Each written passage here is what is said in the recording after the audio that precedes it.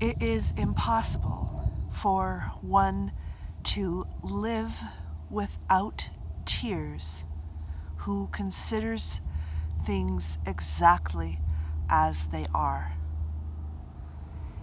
And a gentleman in history named Gregory of Nyssa, maybe I said that wrong, said that. And I like this. I love disciplining myself and asking of you to discipline yourself to things such as peace and a little bit of happiness thrown in, some contentment, believing, rejoicing. I love all those things. But sometimes it is time to cry.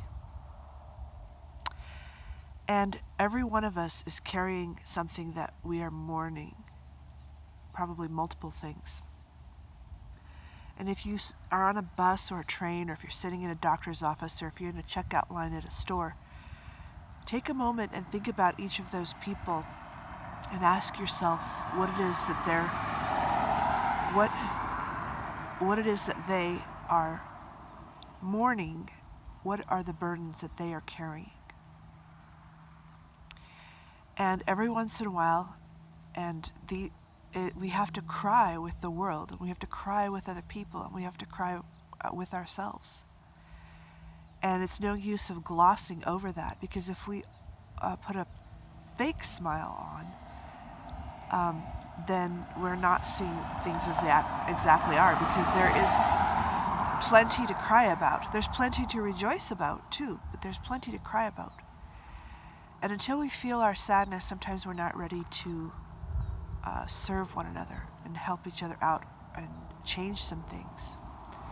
So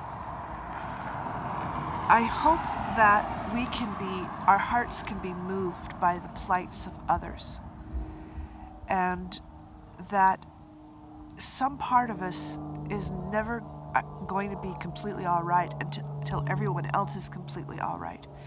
Now, we can't be too overwhelmed with that, because it is a lifetime project, and it's a project of generations. We're not going to fix everything in our lifetime.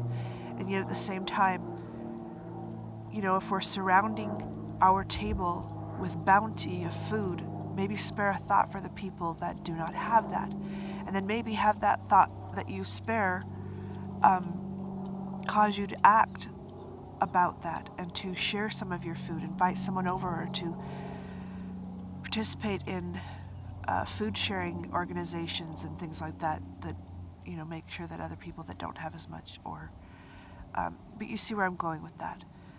Let the sadness in the morning that we have move us to not sit in depression and never be paralyzed in action, but to help it cause us to have a desire to comfort and serve one another, and to have a desire to act and the ability to act because of our tears.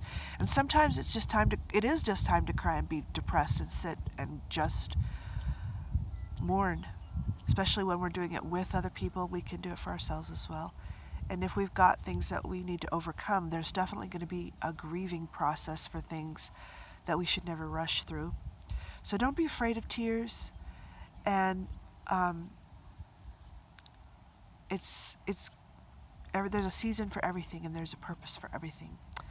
And see things as they exactly are, and you are going to see that underneath some of those smiles, there's really tears, and we need to see that. Okay, so that's a good skill for human life and world peace, and I'll talk to you later.